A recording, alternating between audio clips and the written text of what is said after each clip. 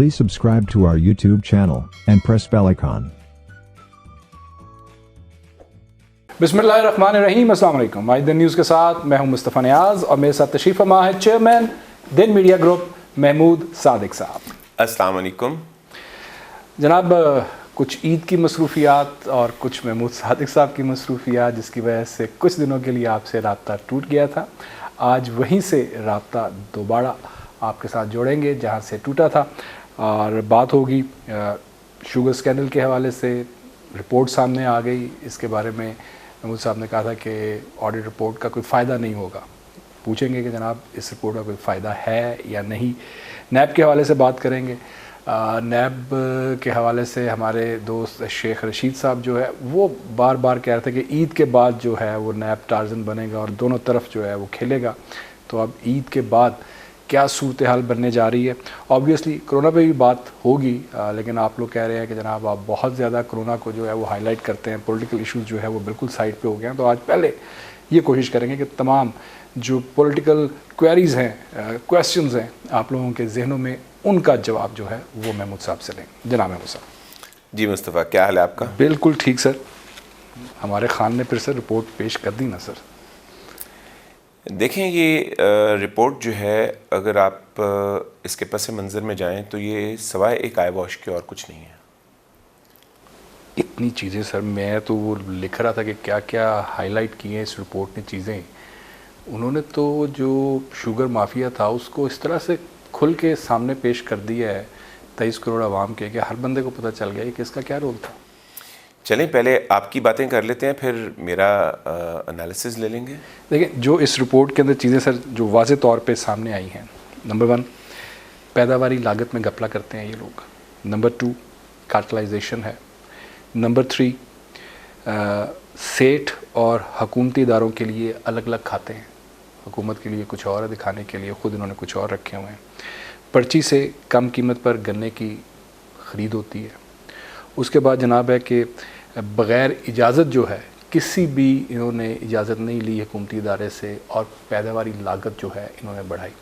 उसके बाद बेनामी ख़रीदार हैं और टीटी से पैसा वसूल किया जाता है और सट्टा खेला जाता है। ये सर कब किसी को पता था कि इतने बड़े पैमाने पे? आवाम को नहीं पता था, लेकिन बिजनेसमैन तो सभी को पता था। तो ये तो आवाम, हमें भी पता था। इमरान का पता तो आवाम से था ना कि जो चोर है उसको नहीं छोड़ूंगा। तो ये सारे चोर जो है 5 बड़े चोर उन्होंने नॉमिनेट कर दिए हैं इसके अंदर। आप समझते हैं नॉमिनेट हुए हैं? सर आप देखिए ना, अब FBI जो है वो एक्शन में आ गई है, नैब एक्शन में आ गई है, FIA, एंटी करप्शन। तो अब केसेस बनेंगे और सबको पकड़ा जाएगा। चलें हम दुआ करेंगे कि किसी को पकड़ें या ना पकड़ें, जो हमारा मसला है उसको तो हल करें ना। नहीं, आप अपनी बात करें ना। आप किस तरह से देख रहे हैं कि ये सिर्फ आई वॉश है? जो सारी एनालिसिस आया है, जो सारी फाइंडिंग्स आई हैं, ये यहीं तक रहेंगी? देखिए, खान साहब ने जब इक़्तिदार संभाला तो मुल्क में अद्वियात की कीमत 100% बढ़ गई। फ़ौरन उन्होंने नोटिस लिया। नोटिस लेने के बाद एक रिपोर्ट जनरेट करके एक वज़ीर को हटा दिया गया। क्या नहीं साहब को उन्होंने हटा दिया। अब उसके बाद क्या दवाइयों की कीमत वापस गई अपनी जगह पे? सब की तो नहीं गई, लेकिन कुछ की तो गई ना सर। किसी की भी नहीं गई। अच्छा। और उसके ऊपर मज़ीद फर्दर 50% इंक्रीज़ हो गया। तो ओरिजिनल प्राइसेस से 200% इंक्रीज़ कर गई दवाइयाँ। लोगों को इस चीज़ से दिलचस्पी है कि इन्होंने किसको गिरफ़्तार किया, किसको चोर कहा, या अपने दुख का मदावा चाहिए कि दवाइयाँ पुरानी कीमत पे वापस आ जाएं। मदावा चाहिए, कीमत तो मदावा क्या मिला? नहीं, वो तो अभी तक नहीं मिला। आज भी ये रिपोर्ट जो है ये टोटल आई वॉश है। ये टोटल रिपोर्ट जो है, पता नहीं 300 सफ़ों की रिपोर्ट, इसको तो पहले पढ़ के हम पागल हो गए कि इतनी लंबी रिपोर्ट को समझ के पढ़ना और उसमें से पॉइंट्स निकालना ये काफ़ी जद्दोजहद का काम था, लेकिन कहीं से कोई पॉइंट ही नहीं मिल रहा था। वो बता रहा है कि कार्टलाइजेशन होती है। किसको नहीं पता कार्टलाइजेशन होती है? कोई नई बात बताओ। वो बता रहा है कि मार्केट प्राइस से कम कीमत पे गन्ना उठाते हैं ये। तो यार ये तो पता है सभी को कि ये लोग काश्तकारों के साथ क्या सलूक करते हैं। काश्तकार अपना गन्ना अपने घर में गुड़ बनाने के लिए नहीं इस्तेमाल कर सकता। ये इस हद तक जुल्म कर रहे होते हैं। जितनी इसने बातें बताई हैं कि ये अपनी लागत ज़्यादा दिखा देते हैं और आमदन कम दिखा देते हैं, सभी को पता ये करते हैं। लेकिन क्या जो मेरी चीनी की कीमत जब इस गवर्नमेंट ने टेक ओवर किया था, गवर्नमेंट को इस हुकूमत ने इक़्तिदार में आई थी, तो उस वक़्त जो 49 रुपये कीमत थी, मेरी वो कीमत मुझे वापस मिल रही है कि नहीं? वो उनके तलब नहीं है सर। अगर वो नहीं मिल रही तो मुझे आपकी इन सारी बातों का क्या एडवांटेज है? आपने जब से ये आपको पता है ये सारा शोशा चला कहाँ से था? कहाँ से चला? पाकिस्तान में आटे की कीमत एकदम आसमान पे गई और आटा गायब हो गया।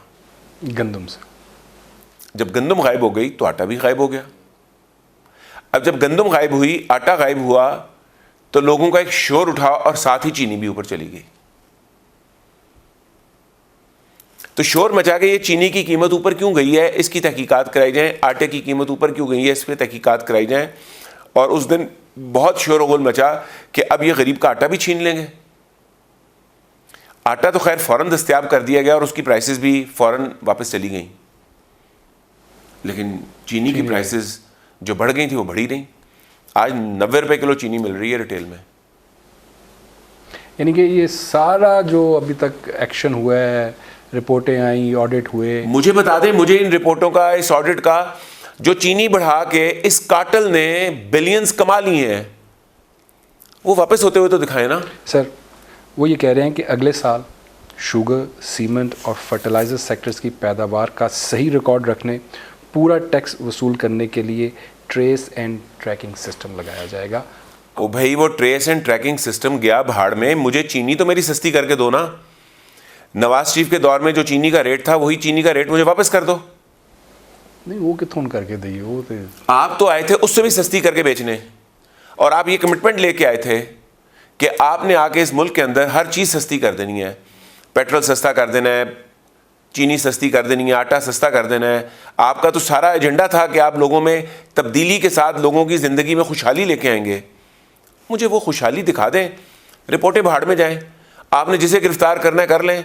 आप जाके स्पेशल टीम भेज के नवाज शरीफ को अमेरिका से, बरतानिया से गिरफ्तार करवा लें। चीनी पुराने रेट पे दे दें बस। और जो आप कहा करते थे कि पेट्रोल की प्राइसेस जो हैं वो डॉलर का, इतने डॉलर का पेट्रोल हो तो इतने की होनी चाहिए, तो उसी हिसाब से चलें। जितनी इन्फ्लेशन होगी उतना बढ़ा लें। तो आज इंटरनेशनल मार्केट में पेट्रोल जो है वो 26 और 30 डॉलर के दरमियान हूवर कर रहा है। हम 30 पर उसको रख लेते हैं पर प्राइस, तो आप 45 रुपये का तेल दे दें। लेकिन सर देखें, आप क्या देखें, आप तो मतलब है इस मुल्क के साथ वो ज़्यादती कर रहे हैं जिसका कोई हिसाब नहीं। लोगों की कमर तोड़ रहे हैं और उसके बाद आप कह रहे हैं देखें जी हमने रिपोर्ट जो है ये पब्लिक कर दी। ये असल रिपोर्ट नहीं है। असल रिपोर्ट के अंदर इल्ज़ामात जो थे वो सीधा प्राइम मिनिस्टर तक जा रहे थे। इस रिपोर्ट ने प्राइम मिनिस्टर को और चीफ मिनिस्टर को साफ ही बरी कर दी है। परमिशन किसने देनी थी? काबीना ने। काबीना की सरबराही कौन करता है? Prime minister. तो प्राइम मिनिस्टर का नाम ही नहीं है।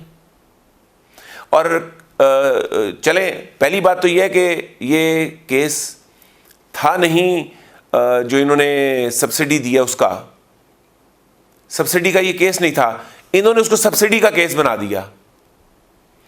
अब सब्सिडी का केस अगर आपने बना ही दिया है तो फिर उसी के साथ ईमानदारी कर लेना। तो सब्सिडी में सरदार उस्मान बुज़दार को पकड़े कि उन्होंने सब्सिडी क्यों दी। ये सब्सिडी का केस नहीं था और सब्सिडी देना कोई जुर्म नहीं है। तो देते आए हैं, सब देते आए वो हैं। चाइना अपनी हर प्रोडक्ट पे सब्सिडी देता है। हमारे यहाँ भी देते आए हैं पहले दिन। सब्सिडी का मतलब होता है कि आपको इनकरेज किया जा रहा है कि आप माल बाहर बेचें, जो आपकी प्रोडक्शन में और एक्सपोर्ट में थोड़ा सा डिफरेंस आ रहा है। आप मार्केट को ज़रा सस्ता करके बेच रहे हैं इंटरनेशनल डॉलर कमाने के लिए, तो हम सब्सिडाइज कर देंगे आपको। True, very true. जैसे चाइनीज़ जो है, जो उन्हें कॉस्ट पड़ती है उसी पे सौदा बेच देते हैं। ये इंडिया देता है, कई दफ़ा कॉस्ट से भी नीचे दे देते हैं। बिल्कुल दे देते हैं। अगर आप कॉस्ट से नीचे दें फिर उसको डंपिंग कहा जाता है। फिर जिस मुल्क में जा रहा होता है वो एंटी डंपिंग ड्यूटी लगा देता है। तो इसी वजह से सर फिर प्राइम मिनिस्टर का तो इशू ही नहीं था ना, सब्सिडी तो मसला ही नहीं था। तो इसलिए परमिशन किसने दी एक्सपोर्ट करने की? वो तो ऑब्वियसली प्राइम मिनिस्टर ने। ईसीसी का इजलास। लेट मी टेल यू, ये इशू इसका है ही नहीं। चीनी की कीमतें जो बढ़ी हैं ये इस कार्टेल ने इक्तदार में आते ही बढ़ा दी थी। गवर्नमेंट ने जैसे ही टेक ओवर किया चीनी की कीमतें शूट होना शुरू हो गई थी। अब सर यहाँ पे फिर दाद देना कि ये जो कार्टेल है आपको भी सारे नाम पता हैं और हर देखने वाले को पता है, ये तरीन हो गए, ये मखदूम हो गए, ये दरेशक हो गए, ये हर हुकूमत का हिस्सा रहे हैं तो अब भी हैं और अब भी हुकूमत का हिस्सा हैं, लेकिन ये हुकूमत है इमरान खान की और उसने जो है ये हाईलाइट कर दिया। उसने ये रिपोर्ट कभी पहले अगर होती तो पब्लिक हो सकती। देखें, ये रिपोर्ट जो है ना, ये किसी और प्रेशर से बाहर आई है, ये इमरान खान ने नहीं हाईलाइट की। तो हमें बताएं ना सर, कौन सा प्रेशर है, कौन प्रेशर डाल रहा है, कौन ये रिपोर्टें बनवा रहा है और रिपोर्टें पब्लिक भी हो रही है और ये शो जारी रखना चाहते हैं कि नहीं रखना चाहते हैं? जी मैं बिल्कुल जारी रखना चाहता हूँ और बड़ी ख्वाहिश है कि ये इसी तरह जारी रखना है तो फिर किस प्रेशर से आई है वो भी ना पूछें। चले वो आगे चल के पूछते हैं।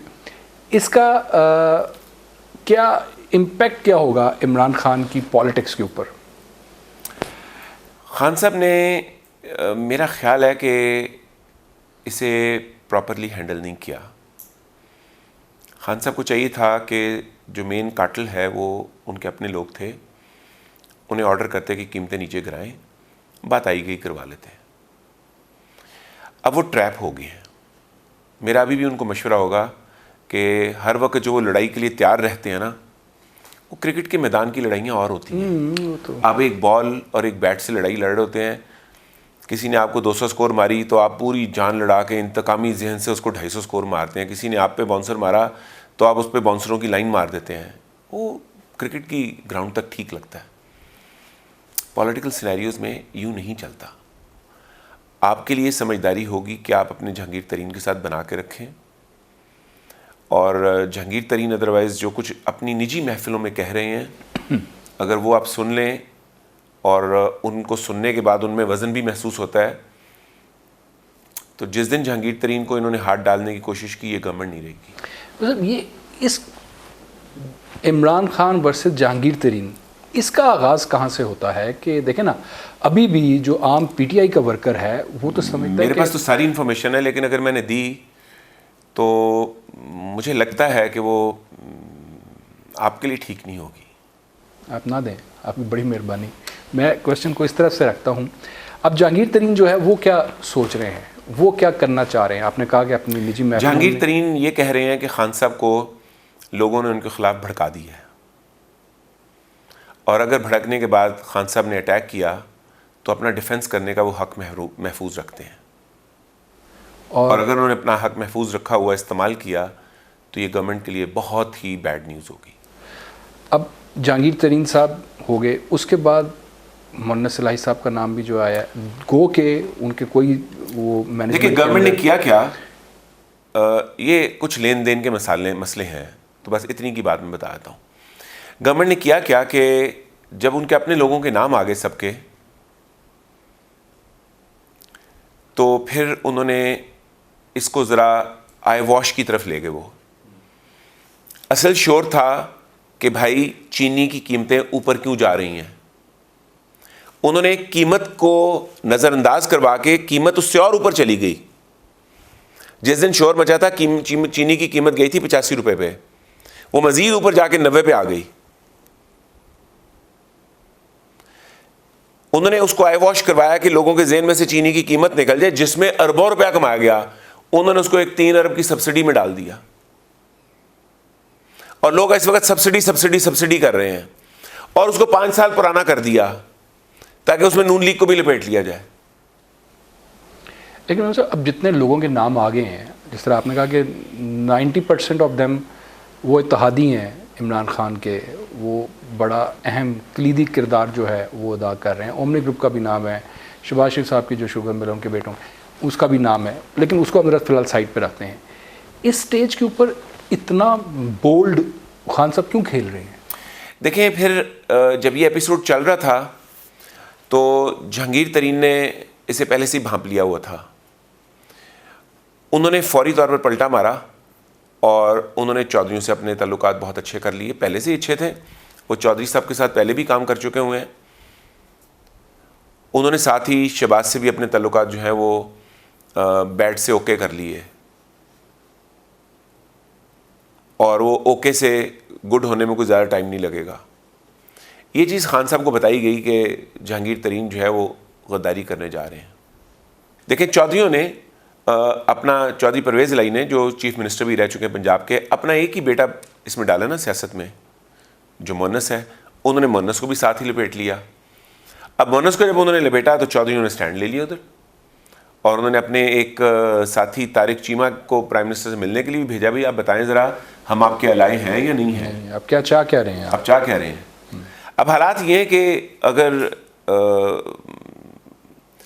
ताकत के हलकों की तरफ से इजाज़त मिल जाए तो कल गवर्नमेंट पंजाब में तब्दील हो सकती है, परसों फेडरल में तब्दील हो सकती है, और जब तक वो हलके इजाज़त नहीं देते तब तक इसी तनख्वाह पे काम भी हो सकता है।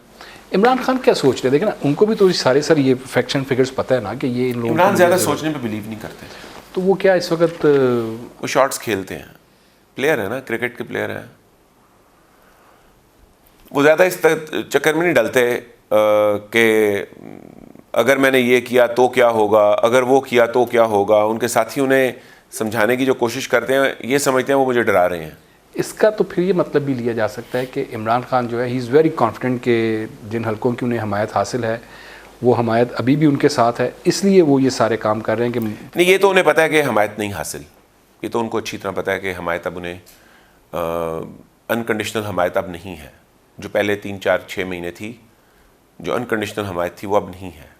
तो फिर सर, फिर ऐसे मौके के ऊपर जब उनकी भी हिमायत अनकंडीशनल नहीं खान है, रिस्क लेने के आदी है ना, उनके जो क्रिकेट की उनकी जिन्होंने क्रिकेट उनको खेलते देखा हुआ ना, वो देख लें, वो मैच में जब जाते थे फुल रिस्क लिया करते थे और जीत गए या हार गए परवाह नहीं किया करते थे। मैं आपको एक मज़े की बात बताऊँ, मैं कल ही जो है वो देख रहा था कि क्रिकेट की 142 साल की हिस्ट्री में खान वो वाहिद कप्तान है जो जब 90s में बैटिंग कर रहा था तो उसने टीम डिक्लेयर कर दी, यानी कि उसका पर्सनल गोल कभी भी नहीं रहा, टीम के इंटरेस्ट में जो है उसने डिक्लेरेशन अनाउंस कर दी। एक दफ़ा नहीं, 2 दफ़ा, उसने 3 दफ़ा जो है वो ये कर चुका हुआ है। तो यानी कि वो टीम के लिए खेलते हैं, अपने लिए नहीं खेलते। अब ये जो इस सारे सिनेरियो के अंदर ये ज़रा जो हो रहा है, कुछ तो मकसद होगा ना सर। अब खान ने ये बात मुझे ज़रा दोबारा समझाएं कि टीम डिक्लेयर कर दी उन्होंने। वो इस तरह के देखें, उनका सेंचुरी स्कोर करना एक पर्सनल माइलस्टोन होता है। Khan was batting in is 90s, 93, 94 पे बैटिंग कर रहा है, कप्तान है, उसकी मर्ज़ी है कि डिक्लेयर करनी है कि नहीं करनी, और उस मौके पे खान ने डिक्लेयर कर दी इनिंग्स और वापस पवेलियन चला गया। 100 करने से ज़्यादा वैल्यू बनती है डिक्लेयर करने से बनती है? सर अगर पर्सनल देखा जाए, personal value, as a captain मैंने डिक्लेयर किया मैच, इनिंग डिक्लेयर की है, वो देखे ना 142 साल में अभी भी उसकी खान की मिसाल दी जा तो रही ये है। कैलकुलेट करके खेली गई गेम थी ना, तब थोड़ी सी कैलकुलेशन उनके साथी करा देते थे, अभी भी जो साथी करवा देते हैं। अब हुआ क्या है कि असल में इनके जो प्रिंसिपल स्टाफ ऑफिसर हैं उनका और जहांगीर तरीन का झगड़ा हुआ है, आजम खान साहब, आजम खान, और प्रिंसिपल स्टाफ ऑफिसर ने आजम खान ने बड़ी सक्सेसफुली इमरान खान को जहांगीर से दूर कर दिया है, जबकि इक़्तिदार में इनको लाने में जहांगीर तरीन का एक बड़ा कलीदी रोल है। जहाँ बहुत बड़ी मेहनत इस्टेब्लिशमेंट ने की, वहाँ तोड़ जोड़ के काम जो थे वो सारे ही जहांगीर तरीन ने करके दिए। साहब ने की। खान साहब समझते मैं किसी को भी देता वो कर लेता, और हो सकता कर भी लेता, कोई इतनी बड़ी बात तो नहीं थी, लेकिन किए उसी ने, और अपनी फंडिंग भी की, और वो फंडिंग कोई इतनी बड़ी नहीं थी। इक़्तिदार में आने के बाद मेरा ख्याल है वो फंडिंग तो उन्होंने पहले 1-8 महीने में ही कमा ली थी, चीनी की थोड़ी सी भी प्राइस जब ऊपर गई थी। तो फिर अब जो है, अब हालात जिस नहज पे खड़े हैं, इस पे कोई अब अंडरस्टैंडिंग होगी। देखिए, खान साहब ने अगर पब्लिक सिंपैथी विन करनी है तो चीनी की कीमत कम करवाएं, जो हो सकती है।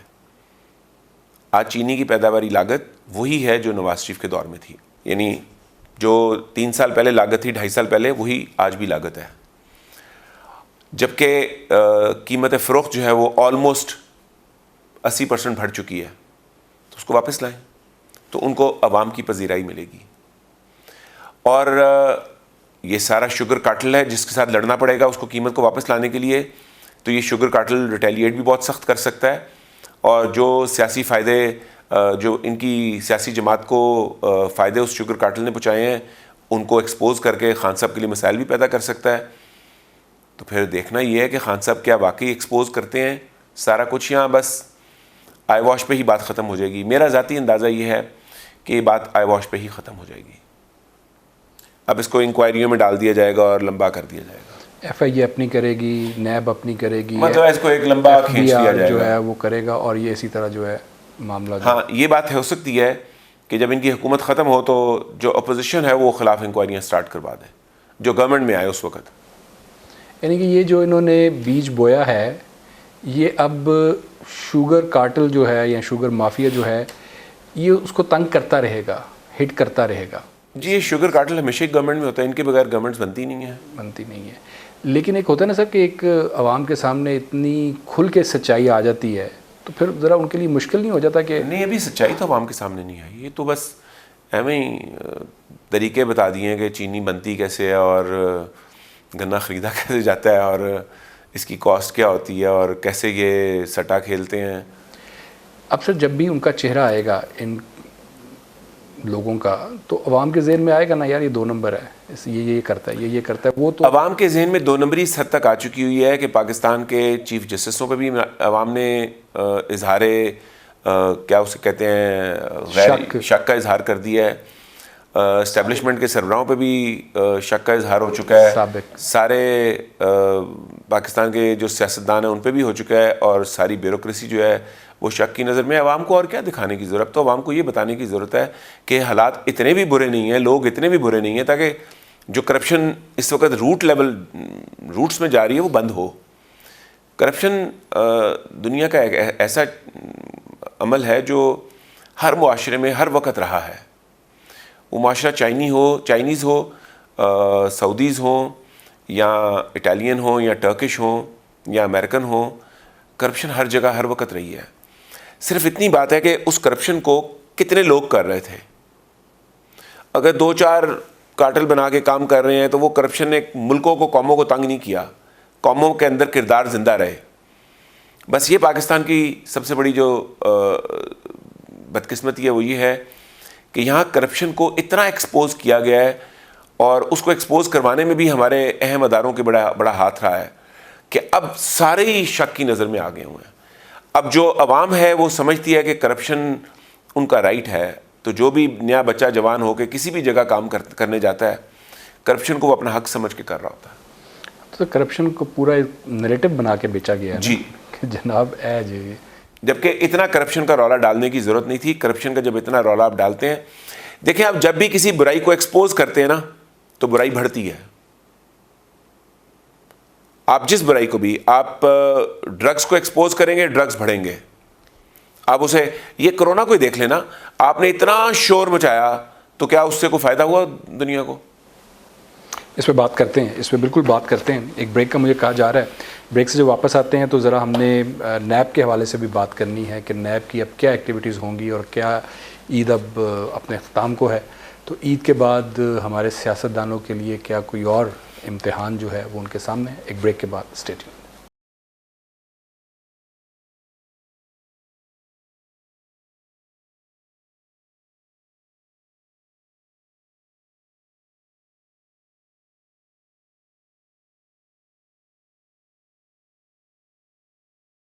Welcome back. आप प्रोग्राम में एक दफ़ा फिर आपको खुशामदीद कर रहे हैं। अच्छा जी, चलो जी, चीनी का तो फिर अल्लाह ही बेहतर जानता है कि होएगा। ए नए वाले की करन जा रहे हैं जनाब? देखें, जब उन्हें ज़रूरत महसूस हुई कि अब हमने शुगर स्कैंडल के ऊपर को थोड़ा बहुत ड्रामा करना है, तो फिर इसको प्लान किया गया कि ज़रा बड़ा करते हैं। तो पार्टी के अंदर भी जो लोग काबू से बाहर हो रहे हैं, क्योंकि इस वक्त आपको पता है पीटीआई के अंदर एक इंतशार बरपा है। प्राइम मिनिस्टर के ऑर्डर्स उनके मुंह पे तो माने जा रहे हैं, उनकी अदम मौजूदगी में नहीं माने जा रहे हैं। फवाद चौधरी अपनी एक पूरी किला बना के बैठे हुए हैं और वो ओपनली पंजाब के चीफ मिनिस्टर पे तनकीद भी करते रहते हैं। एक ग्रुप है जो जहांगीर तरीन लीड कर रहे थे और एक ग्रुप है जिसे शाह महमूद कुरैशी लीड कर रहे हैं। एक छोटा सा ग्रुप अब बनना शुरू हो गया असद उमर की सरबराही में। शफकत महमूद साहब जो हैं वो जो इमरान करते हैं वो उसके साथ होते हैं, वो इमरान की मर्ज़ी के इधर उधर ज़्यादा नहीं हिलते, 2-4 डिग्री आगे पीछे होते हैं, बाकी वो इमरान की मर्ज़ी के साथ रहते हैं।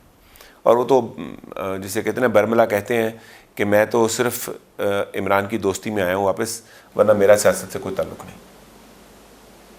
तो ये सारे जो ग्रुप्स हैं, अब उन सारे ग्रुपों को अगर सीधा करना है तो थोड़ा सा उन पे भी नैब का चढ़ाई हो जाना चाहिए। अब अगर वो अपने ग्रुप को नैब के हवाले करते हैं और नैब उनके केसेस खोलता है तो अपोजिशन में कौन लोग आके शोर मचाएंगे, देखें जी इनके लोग करप्ट निकले, उन्हें भी साथ ही ले आओ।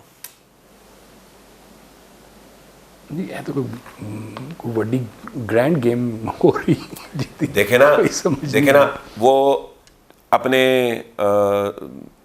3-4 मिनिस्टरों के खिलाफ अगर नैब को एक्टिव करते हैं ताकि आइंदा उनकी पार्टी के अंदर लोग डर के सीधे हो जाएं, तो किसने शोर मचाना है कि लो जी ये बड़े ईमानदार आए थे, इनको तो अपने ही मिनिस्टर सारे करप्ट निकले। अपोजिशन नहीं मचाना है तो शहबाज शरीफ ने शोर मचाना है, पकड़ लो, उसको भी रगड़ लो साथ ही। खाकाना बासी ने मचाना है, इसको भी रगड़ लो साथ ही। राना सनाउल्लाह ने मचाना है, इसको भी साथ ही रगड़ लो। वहाँ से नवाज शरीफ मचा सकते हैं, उनको भी दोबारा रगड़ लो, किसी और केस में रगड़ो। उधर से बिलावल भुट्टो मचा सकते हैं, उसके बाप को दोबारा रगड़ो ताकि वो भी नीचे लगाओ। तो वो तमाम लोग जो शोर मचाएंगे जब ये कार्रवाई होगी तो उनको भी साथ ही केस में डाल लो। अब सारे मिलके नैब से बचने की कोशिश में नैब को बुरा भला कहेंगे तो एंड ऑफ द डे हमारा एहतसाब जो है ना वो बड़ा न्यूट्रल लगेगा और हम इस चीज़ का क्रेडिट ले सकेंगे। लेकिन देखें हमने जो वादा किया था ना कौम से कि हम बिल्कुल एहतसाब करेंगे, वो पूरा कर दिया। लेकिन ये जो इतना रगड़ा लगेगा तो मुल्क की मईशत का क्या बनेगा? मुल्क की मईशत तो खैर इस वक्त तेल लेने चली गई हुई है। इसका सबसे बड़ा नुकसान खान साहब को ये होगा कि इस पॉलिटिकल इंस्टेबिलिटी में उनकी गवर्नमेंट स्टेबल नहीं रह सकेगी। उनको लड़ना बंद करने की ज़रूरत है, जो असल काम करने की ज़रूरत है। उन्हें ज़रूरत है इस वक्त इस बात की कि वो सबसे पहले अपने दोस्तों को अपने एतमाद में लें, फिर अपोजिशन को एतमाद में लें। एतमाद में लेने के बाद कुछ काम करवाने का सिलसिला शुरू करें। जो उनके अंदर एक बहुत ज़्यादा तकब्बुर और अना आ चुकी है ना, उसको थोड़ा सा मेलो डाउन करें, क्योंकि इतना तकब्बुर और इतनी अना जो है वो एज प्राइम मिनिस्टर सूट नहीं करती आपको। आप एज प्राइम मिनिस्टर उसको अफोर्ड नहीं करते। आपको तो हर एक से बड़ा सॉफ्ट इमेज रख के बात करनी होती है। जो मुल्क के सरबराह होते हैं वो एक जुमला भी अगर सख्त बोल देना तो लोग उसको बड़ी बुरी नज़र से देखते हैं। ट्रंप जब किसी सहाफ़ी के साथ, CNN के सहाफ़ी के साथ थोड़ी सी भी बदमज़गी करता है, यानी सिर्फ उसके सवाल का जवाब नहीं देता, उठ के चला जाता है, तो फिर देखें कितना बुरा लगता है कि यार ये कितना बदतमीज़ प्रेसिडेंट है। आप तो मुसलसली 2011 अक्टूबर में क्या आपने एक जलसा किया, उस जलसे के बाद से लेके अब तक आप कंटेनर से नहीं उतर रहे। भैया अब आप इक़्तिदार में हैं, इक़्तिदार में आके तो कंटेनर से उतर जाएं। अब भी वो अपोजिशन का रोल हाथ में रख के बैठे हुए हैं। अब इस वक्त शहबाज शरीफ की गिरफ़्तारी ये इमरान खान के लिए सूदमंद होगी या नुकसानदेह होगी? ये सब लोग अगर गिरफ़्तार हुए तो खान साहब का इक़्तिदार मेरा ख्याल है उसके 15-20 दिन में ख़त्म हो जाएगा। क्योंकि ये सब लोगों के पास, मसलन जहांगीर तरीन जो है वो अपनी ज़ाती कैपेसिटी में 15-16 MNA की सीटें और 25-30 MPA की सीटें इधर उधर कर सकते हैं। उनके भी इस्टेब्लिशमेंट से अच्छे ताल्लुकात हैं। चौधरी परवेज़ इलाही को अगर उन्होंने रगड़ा देने की कोशिश की तो पंजाब असेंबली तो 2 मिनट में चली गई मौके पे ही। और नून लीग को अगर रगड़ा लगाया तो नून लीग दोनों को वेलकम करेगी, आ जाओ, हम बैकफुट पे चले जाते हैं, तुम इक़्तिदार में आ जाओ। लेकिन सर कोई कसर रह गई है नून लीग को रगड़ा मजीद क्या लगाना, जितना रगड़ा लग चुके हैं इनको? नहीं, अभी नून लीग को जो रगड़े लगे हैं ना, इससे तो आपको पता है उनकी सियासत बड़ी वॉश होकर सामने आई है। मजीद रगड़े लगेंगे। ये सियासत बड़ी अजीब खेल है। इसमें जब रगड़ा लगता है ना तो आपका कद नीचे नहीं जाता, ऊपर आता है। अगर खान साहब 5 साल खामोशी से गुजार लेते, जो इल्ज़ाम लगाया था धांधली का लगा रहने देते, ये जो बाद में इल्ज़ाम लगा वो जो पनामा पेपर्स थे उसका भी लगा रहने थे इल्ज़ाम, और फॉलो थ्रू ना करते, ये 2/3 मेजॉरिटी से बरसे इक़्तिदार आ सकते थे। क्योंकि मुल्क में हालात ख़राब थे, ख़राब हैं, ख़राब रहने थे। अगरचे मुल्क ने तरक्की की और हमारी ग्रोथ जो थी वो 3% से 5.8% पे चली गई 4 साल में, लेकिन इसके बावजूद सब लोगों तक खुशहाली नहीं पहुंची थी। एक बड़ा तबका जो था उसने फिर भी मायूसी रहना था, लेकिन इन्होंने इतना शोर मचाया कि नवाज शरीफ मजलूम बन गए और ये एक जालिम और जाबिर बन के सामने आया कि पहलवान है, बदमाश है, जो चाहता है कर लेता है। तो जो चाहता है कर लेता है जब सामने आता है ना, तो पब्लिक सिंपैथी निकल जाती है हाथ से। ये शहबाज शरीफ साहब वापस आके फंस नहीं गए? देखिए मेरे हिसाब से तो फंस गए हैं, ये मेरी सोच है। उनकी सोच है कि वो नहीं फंसे। उनकी सोच है कि क्या कर लेंगे ज़्यादा से ज़्यादा, 2-4 महीने और जेल में डाल लेंगे, इससे क्या हो जाएगा। 6 महीने पहले काट लिए, 3 महीने और काट लेंगे, 1 साल से हमजा जेल में क्या मर गए हैं, इसी का रिटर्न मिलना होता है। शायद खाकान अब्बासी 6 महीने काट के आए हैं, तो वो कहते हैं फिर और क्या कर लेंगे, ज़्यादा से ज़्यादा क्या कर लेंगे, पब्लिक की नज़र में फिर क्या जवाब देंगे लोगों को। ये अब अगर ये दोबारा अंदर जाते हैं शहबाज शरीफ साहब, नून लीग का जो वोटर है वो क्या, उसका क्या रद्द-ए-अमल होगा? देखिए नून लीग का वोटर नहीं, जो पीटीआई का वोटर भी है ना, वो भी इस वक्त पिस रहा है। वो तो ज़्यादा पिस रहे हैं, उन्हें तो वोट भी देता सी। एक ही बात है ना, सभी पिस रहे हैं ना। जब ये पिस रहे हैं तो ये सारे, अभी जब नून लीग मद्दे मुकाबल खड़ी नज़र आती है तो ये खान को डिफेंड करने चले जाते हैं, लेकिन जब अपोजिशन बिल्कुल नज़र नहीं आएगी तो फिर खान सबको सपोर्ट किसकी मिलेगी, डिफेंड किस बात पे करना है, फिर तो सारे हमले खान पे हो जाएंगे। खान अपने आप को उस तरफ लेके जा रहे हैं। क्यों? सियासी ना तजर्बाकारी। वो इस बात को नहीं समझ पा रहे कि क्या वजह थी कि नवाज शरीफ ने अपने 4 साल इक़्तिदार में इनको धरने देने के बावजूद, इन पे पर्चे देने के बावजूद, दहशतगर्दी के पर्चे होने के बावजूद इनको गिरफ्तार नहीं किया, क्यों इन पे हाथ नहीं डाला। क्या जिस दिन बाजवा साहब ने टेक ओवर किया था उस वक्त तो फौज से उनके ताल्लुकात बड़े मिसाली हो गए थे ना, शानदार थे उस वक्त। तो उस वक्त वो इमरान खान को रगड़ा लगा सकते थे ना, नहीं लगाया उन्होंने। क्यों ये गलत नहीं किया उन्होंने? नहीं, अगर रगड़ा लगाते तो ये जो वोटिंग सपोर्ट उनकी फेवर में नहीं होनी थी। सियासत की खेल जो है ना वो आज नहीं समझ आती, उसका रिजल्ट आपको 6 महीने बाद नजर आता है। मुझे क्यों निकाला का जो स्लोगन उन्होंने डेवलप किया था, उसका पहले तो बहुत रिकॉर्ड लगा, लेकिन उसका नतीजा आपने देख लिया ना, फिर पब्लिक सपोर्ट कितनी मिली। आज आप किसी भी टाइम बगैर इतला दिए फेयर एंड फ्री इलेक्शन करवाएं, फेयर एंड फ्री, आप देखिएगा बस इक़्तिदार नून लीग आ जाएगी बड़ी ताकत से। ये मुतालबा अब हज़रत शहबाज शरीफ साहब ने कर दिया। वो कहते हैं कि इलेक्शन जो है, अब ये मुनसिब हालात ही नहीं है इलेक्शन के, कितों इलेक्शन होना है। जो सूरत हाल इस वक्त बनी हुई है कोरोना को लेकर, इस खत्ते को लेकर, तो ये किस तरह पॉसिबल है? देखिए कोरोना ने अवाम को तो बहुत तंग किया है, लेकिन कोरोना का हुकूमत को तो कोई नुकसान नहीं हुआ। हुकूमत का सर सत्यानाश हो गया हुआ है, बजट बन नहीं रहा उनसे। उनको देखें, आपका जो दिवालियापन था वो बच गया। ये गवर्नमेंट अब तक हिल चुकी होती अगर कोरोना ना आया होता। मैं सिर्फ हुकूमत की बात कर रहा हूँ, यानी जो इस वक्त वज़ीर आज़म और उसकी काबीना है। मैं पाकिस्तान की मईशत या पाकिस्तानी इदारों की बात नहीं कर रहा। ये इसकी वजह से इनके हक में जो है मामला चले गए कि सबको खामोश होकर बैठना पड़ गया। अदरवाइज़ जो है ये अब तक कुछ ना कुछ जो है वो, अब ये तो कोरोना तो सर रहना है। अब आपका ये बड़ा मशहूर हुई है ये बात कि we have to learn to live with corona, तो ये तो बड़ा अर्सा रहने थे, तो मतलब फिर तक कम चलता रहेगा। कोरोना पे भी बात करेंगे। कोरोना अभी जैसे मैंने कहा था कि गर्मियों के दिनों में ये तंग नहीं करेगा, तो आप देख लें गर्मियों के दिन है, आपके पास 57,000 कोरोना के केसेस हो गए हैं, लेकिन अल्लाह के रहम और करम से आपकी जो डेथ्स हैं वो अभी तक 1100-1200-1300 के करीब हैं। आज की मुझे लेटेस्ट फिगर नहीं पता, लेकिन 1300 से नीचे थी फिगर।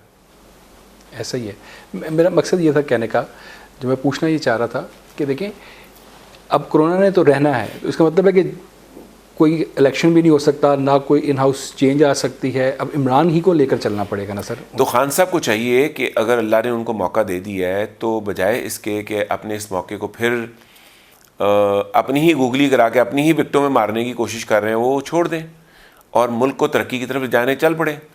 खान साहब का सर्वाइवल मुल्क की मईशत की बहाली में ही है। मईशत बहाल नहीं होगी, खान साहब का सर्वाइवल नहीं हो सकता।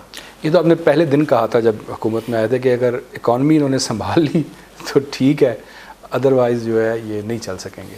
देखिए ना, उस वक्त हमने इन्हें मशवरा दिया था जब 6% इंटरेस्ट रेट था कि आप इसको 6 को 2% गिरा के 4 कर दें। और हमें बड़ा ही दुख हुआ जब इन्होंने 6 को बढ़ा के 13 कर दिया, 13.25। अच्छा हेलो मैं डबल कर देता है, डबल तो भी होता है। अब कोई इनसे पूछे कि अब आपने 13.25 करके अब उसको 8 किया है, ये 5.25% जो इंटरेस्ट रेट आपने अब कम किया है, ये बढ़ाया क्यों था पहले, और बढ़ा के किसको फ़ायदा पहुँचाया है? कोई आपके अजीज़ रिश्तेदार थे जिनसे आपने कर्जा हुकूमत को दिलवा के इंटरेस्ट रेट ज़्यादा दिलवा दी है? क्या एडवांटेज मिला है? और जिसके मशवरे पे किया गया था, ये खान साहब का फ़र्ज़ नहीं बनता उसको बुला के पूछना, नैब को कहना कि उसकी इंक्वायरी करो जिसके मशवरे पे मुझसे रेट 13.25 करवाया गया। वो कहते हैं जी उसकी वजह से वो सारा पैसा आया स्टॉक एक्सचेंज के अंदर आया और वो रिजर्व्स आपके बड़े। जी उसकी वजह से कुछ भी नहीं हुआ, उसकी वजह से सिवाय इसके कि आपकी मईशत तबाही पे चली गई, कारोबार बंद हो गए, आपका फिस्कल डेफिसिट रिकॉर्ड हाई हो गया, आपका जो इकोनॉमिक ग्रोथ था वो 5.8 से गिरा और 1.9 पे आ गया, जिसको अब इन्होंने मान लिया है, पहले नहीं मानते थे। और फिर 1.9 से गिर के इस वक्त मेरे हिसाब से तो -6 में है, जो फिगर्स बाकी इकोनॉमिस्ट कैलकुलेट कर रहे हैं वो -1.5 है। ये भी मान गए हैं कि 3.5 नहीं थी, लास्ट ईयर 1.9 थी। वो माननी पड़ती है ना, क्योंकि ये फिगर्स आप वर्ल्ड बैंक को पेश कर रहे होते हैं ना, आप झूठ कितनी देर बोल सकते हैं? किसी और ने लाके वो फिगर्स दिखा देनी थी। वैसे मतलब 5.8 से 1.9 यानी कि 4% का जो है वो फ़र्क पड़ा है। ये कितना बड़ा फ़र्क है? यानी कि ये 4% का फ़र्क रफली $12 अरब का फ़र्क है, 1900 अरब रुपए का फ़र्क है। बल्ले बल्ले बल्ले। आपने 1900 अरब रुपया, यानी आपका आधा बजट जो टैक्स कलेक्शन है, ये उतना फ़र्क है, उतना आपने इकॉनमी का साइज़ गिरा दिया है एक साल के अंदर, साल में। ये लास्ट ईयर की है सारा जो। और इस साल ये माइनस में चली गई है, तो ये फ़र्क पड़ गया कोई 8% का। 8% का मतलब है 16 और 16 का, क्योंकि ₹1.60 का डॉलर है, तो 300 अरब की डॉलर इकोनॉमी को हम कैलकुलेट कर रहे हैं, तो 8 3 24%, 24 बिलियन प्लस इसमें ऐड करें तो ये को $32 अरब, यानी पूरा टैक्स बजट जो है ना, इस साल का टैक्स बजट आप नेगेटिव में ले गए हैं जीडीपी की ग्रोथ का। मैं ये रफ फिगर बोल रहा हूँ, थोड़ी आगे पीछे हो सकती है, कैलकुलेशन का तरीका बताता हूँ। जो आपकी जीडीपी है, जो ग्रॉस डोमेस्टिक प्रोडक्शन है, वो इस वक्त रफली मैं $300 पे 300 अरब डॉलर पे कैलकुलेट कर रहा हूँ। ये नवाज शरीफ जब छोड़ के गए थे तो 320 अरब डॉलर थी। अब 300 अरब पे मैं इसको राउंड करके कैलकुलेट कर रहा हूँ, थोड़ा बहुत कम ज़्यादा पे। 300 अरब को आप उसका 8% निकालें तो 8 3 24, तो $24 अरब का फ़र्क पड़ गया ग्रोथ में। और $24 अरब को जब रुपयों में आप कन्वर्ट करते हैं तो 160 रुपये का डॉलर, तो ये 24 में आप 12 ऐड करें तो ये 150 रुपये के डॉलर का फ़र्क पड़ता है, 36, तो 38 अरब का फ़र्क पड़ गया, बाकी का फैक्टर लगा के राउंडिंग कर रहा हूँ मैं। तो 38 अरब डॉलर का आपने, यानी जो आपका एक पूरे साल का बजट है, उससे ज़्यादा का आपने नुकसान कर दिया है जीडीपी की ग्रोथ के अंदर। बाकी तो फिर और आप लगे हुए हैं क्या पकड़ने के लिए? वो 3 अरब रुपया जो चीनी की सब्सिडी है ना, उसके ऊपर केस आपने बनाया। ओ भाई 3 अरब तो आप हर मिनट ज़ाया कर रहे हैं।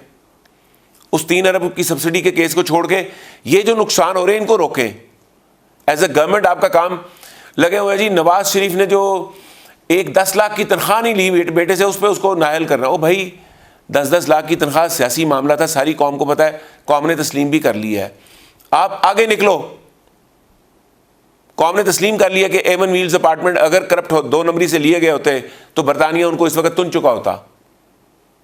पाकिस्तान के अंदर तो आपकी सिफारिश चल जाती है, बरतानिया में आप एक्स प्राइम मिनिस्टर को सिफारिश नहीं मानी जाती, वो अपने एक्स प्राइम मिनिस्टर को नहीं छोड़ते। सही जी, बाकी रेस्ट ऑफ हिस्ट्री में सब वक्त ख़त्म हो गया। आज के लिए इतना ही जनाब, इजाज़त दीजिए। अगले प्रोग्राम में आपसे दोबारा मुलाकात होगी, तब तक के लिए अल्लाह ने। Please subscribe to our YouTube channel and press bell icon.